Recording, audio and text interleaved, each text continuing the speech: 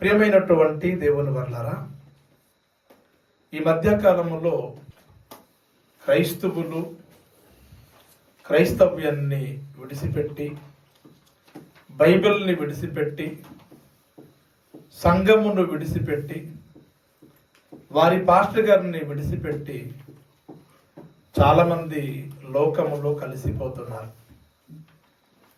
మరికొంతమంది ప్రియులరా అన్యులుగా మారిపోతూ ఉన్నారు. మరికొంతమంది హైందువులుగా మారిపోతున్నారు. మరికొంతమంది మతోన్మాదులుగా మారిపోతూ ఉన్నారు. ఒకనప్పుడు వీళ్ళందరూ కూడాను ప్రభుని నమ్ముకున్న వారే, బైబిల్ పట్టుకొని చర్చికి వెళ్ళిన వారే, తండ్రి కుమార పరిశుద్ధాత్మ నామములో బాప్తిస్మము తీసుకున్న వారే. కానీ బైబిల్ అర్థం కాక బైబిల్ని విడిచిపెట్టి, ప్రభుని విడిచిపెట్టి, సంఘమును విడిచిపెట్టి చాలామంది లోకములో కలిసిపోతూ ఉన్నారు, మతోన్మాదులుగా మారిపోతూ ఉన్నారు. ప్రియమైనటువంటి దేవుని వల్లరా, అందులో ప్రాముఖ్యమైనటువంటి ముగ్గురు వ్యక్తులు కనబడతారు. అందులో ఒక ఆయన పేరు కరుణకర సుగుణ అనే ఒక ఆయన, రెండో వ్యక్తి లలిత్ కుమార్ అనేసి, మూడో వ్యక్తి హమర ప్రసాద్ అనేటువంటి వ్యక్తి. ఈ ముగ్గురు వ్యక్తులు కూడాను సోషల్ మీడియాలో భయంకరంగా ప్రతిరోజు కూడాను కనబడుతూ ఉంటారు.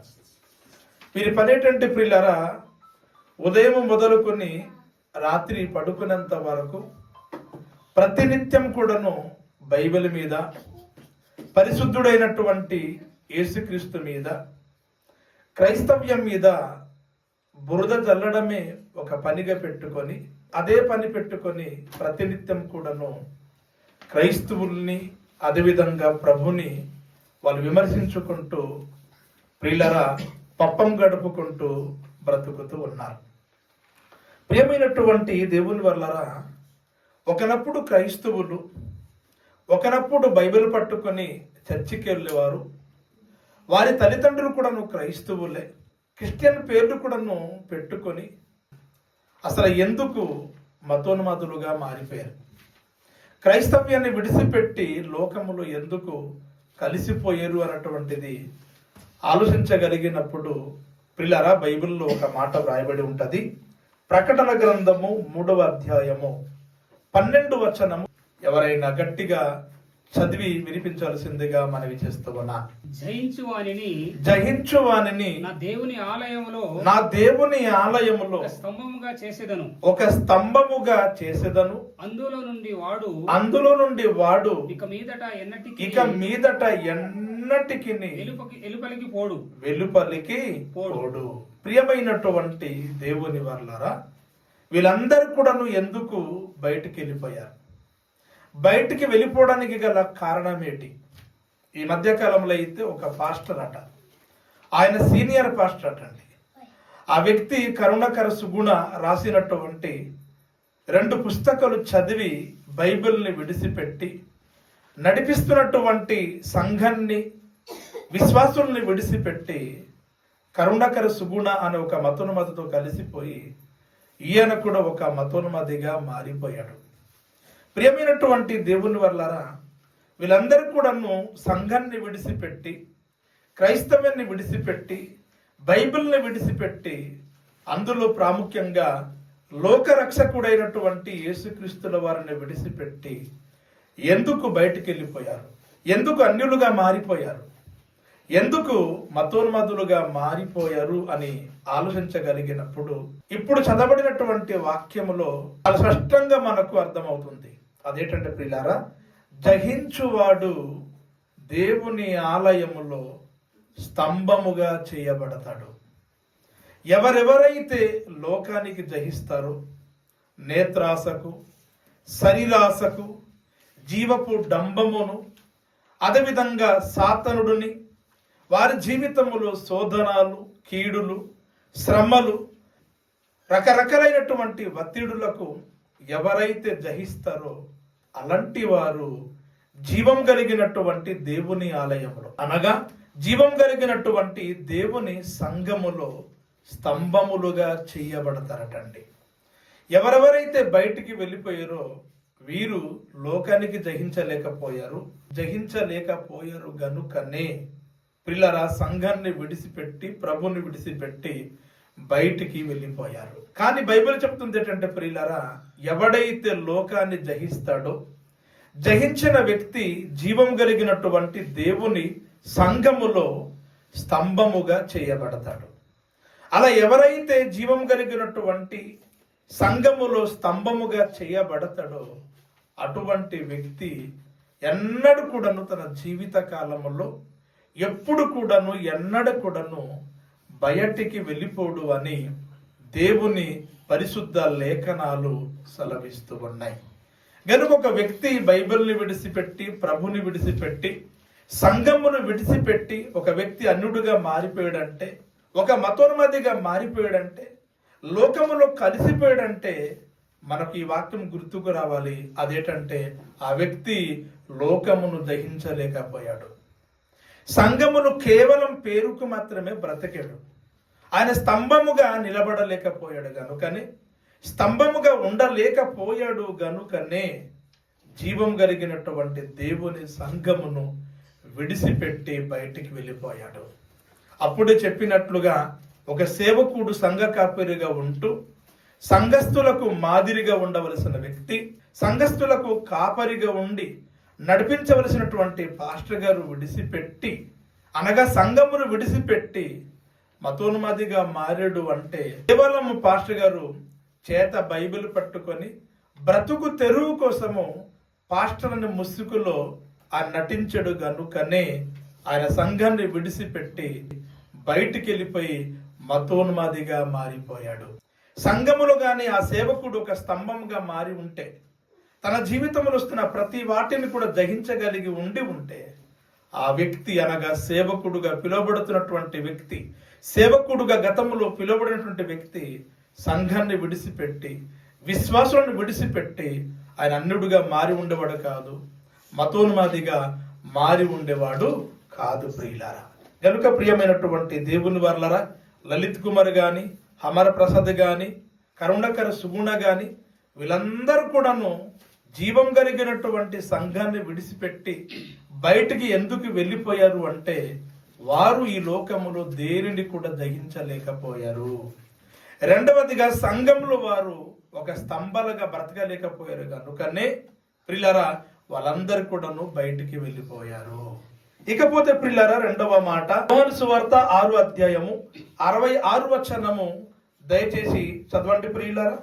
అప్పటి నుండి ఆయన శిష్యులలో అనేకులు వెనుక తీసి మరి ఎన్నడును ఆయనను వెంబడింపలేదు. ప్రియమైనటువంటి దేవుని వల్లరా, అప్పటి నుండి అంటే అసలు ఎప్పుడు నుండి, ఎందుకు వాళ్ళు యేసుప్రభుని విడిచిపెట్టి దూరం అయిపోయారని ఆలోచించినప్పుడు యేసుప్రభు చెప్పినటువంటి మాటలు అట అనేక మంది శిష్యులకు కఠినముగా ఉండిందటండి. యేసుప్రభు మాటలు కఠినంగా ఉన్నాయటండి. యేసుప్రభు మాటలు వారికి కఠినంగా అనిపించినందుకు అనేక మంది శిష్యులు ప్రియులరా యేసుప్రభుని విడిచిపెట్టి వెళ్ళిపోయారటండి.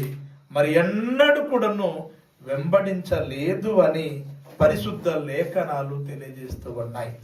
ప్రియమైనటువంటి దేవుని వల్లారా, ప్రారంభ శతాబ్దంలోనే యేసుక్రీస్తు వారితో ఉన్నవారే, యేసుక్రీస్తు వారిని వెంబడిస్తున్నటువంటి సమకాలికులు అనగా శిష్యులే యేసు ప్రభుని విడిచిపెట్టి మరి ఎన్నడూ కూడా వెంబడించలేదు అంటే ఈ రోజు ప్రియులరా కరుణకర సుగుణ ఏ పార్టీ వాడు, లలిత్ కుమార్ ఏ పార్టీ వాడు, అమర ప్రసాద్ ఏ పార్టీ వాడు చెప్పండి.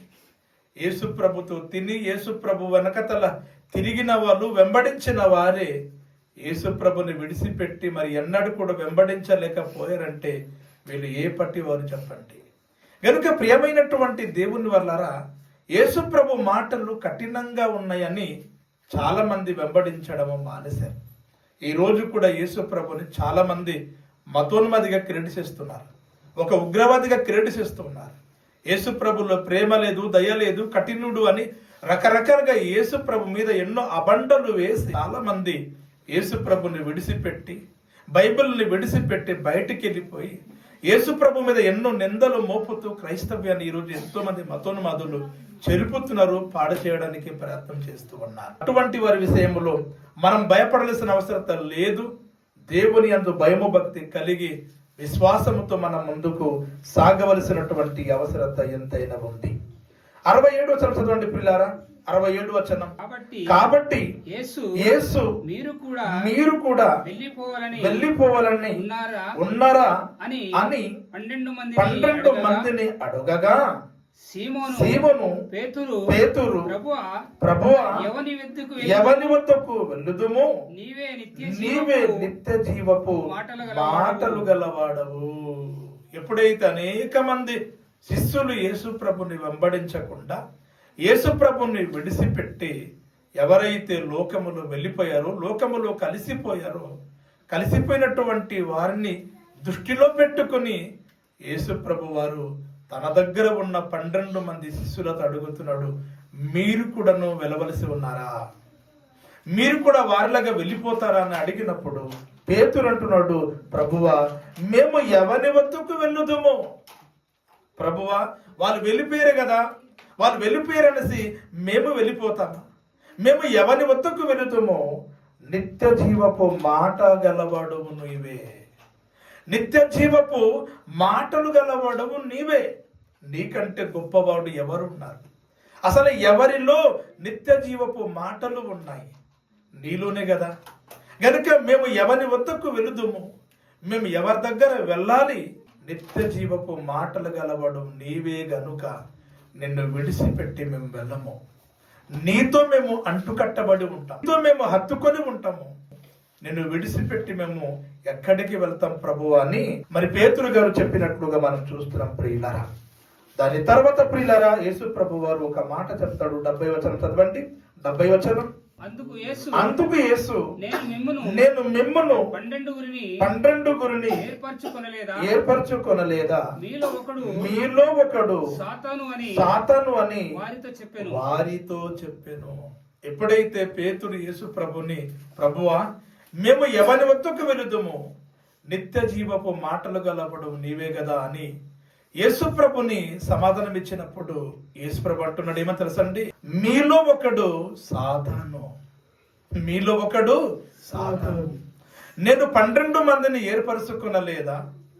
మీలో ఒకడు సాతాను అని యేసు ప్రభు వారు చెప్పడం జరిగింది. ప్రియులారా, ప్రియమైనటువంటి దేవుని వల్లారా, అనేక మంది శిష్యులు యేసు ప్రభుని విడిచిపెట్టి వెళ్ళిపోయిన వారు యేసు ప్రభుని ఎన్నడూ కూడాను వెంబడించలేదు.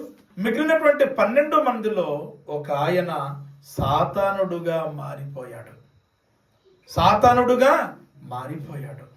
ఎలాగైతే ఈ కరుణకర సుగుణ అనే వ్యక్తి, అదేవిధంగా హమర ప్రసాద్, అదేవిధంగా లలిత్ కుమార్, ఈ ముగ్గురు కూడాను ఎలాగైతే మతోన్మాదులుగా మారిపోయారో, 12 మందిలో ఒకరైనటువంటి ఇస్కరితు యూద సాతానుడుగా మారిపోయాడు.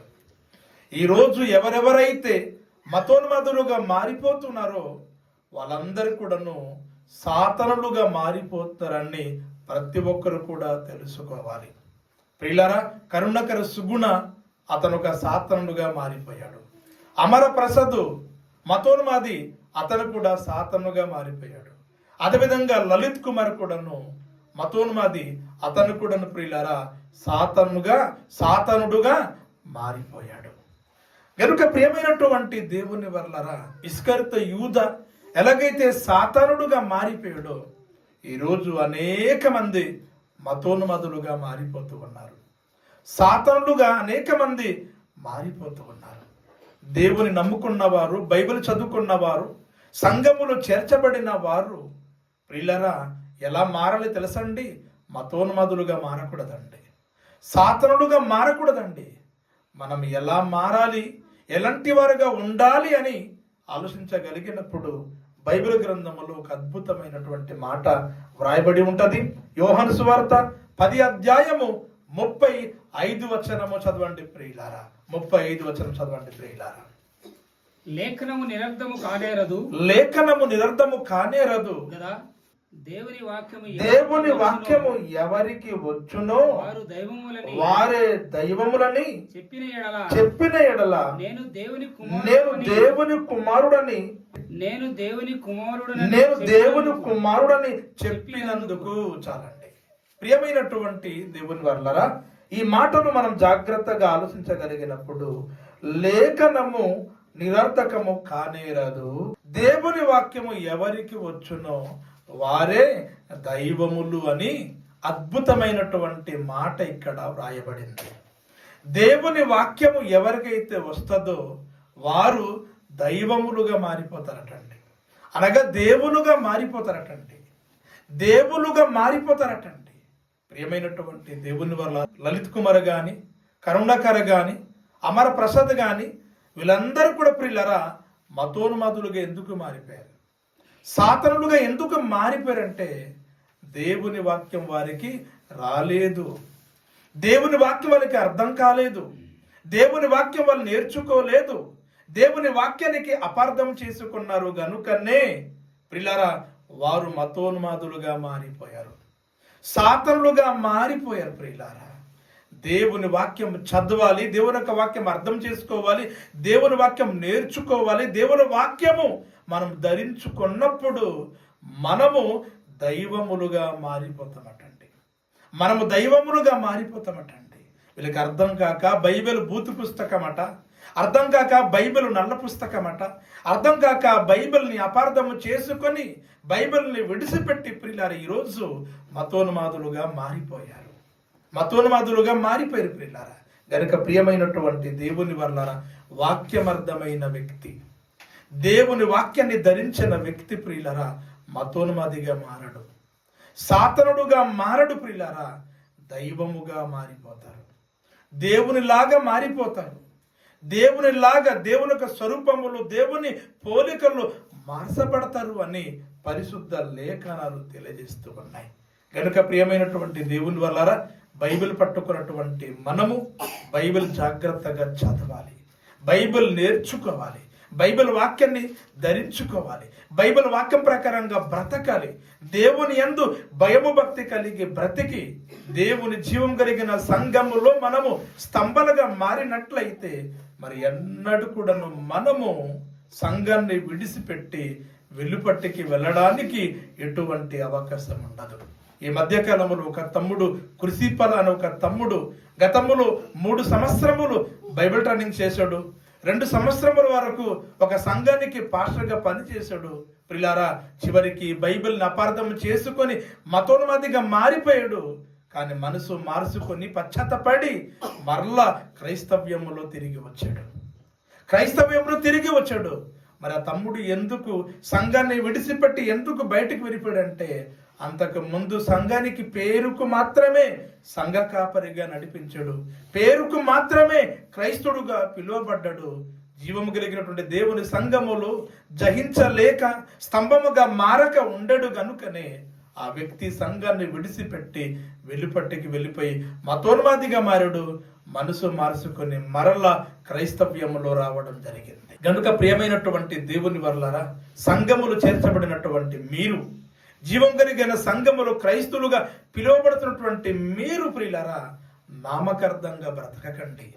జీవం కలిగిన సంఘములు ఒక పిల్లర్స్గా, ఒక స్తంభాలుగా మీరు మారనుకోండి, ఎన్నడూ కూడా సంఘాన్ని విడిచిపెట్టి బయటికి వెళ్ళారండి, క్రీస్తుని విడిచిపెట్టి బయటికి వెళ్ళారండి, బైబిల్ని విడిచిపెట్టి బయటికి వెళ్ళారండి. మీరు ఆ విధంగా వెళ్లకుండా ఉండాలంటే జయించాలి, స్తంభాలుగా మారాలి, దేవుని యందు భయము భక్తి కలిగి బ్రతకాలి, దేవుని వాక్యాన్ని ధరించాలి. వాక్యం ప్రకారంగా బ్రతికినట్లయితే మీరు ఎన్నడూ కూడా సంఘాన్ని విడిచిపెట్టి బయటికి వెళ్ళిపోరు.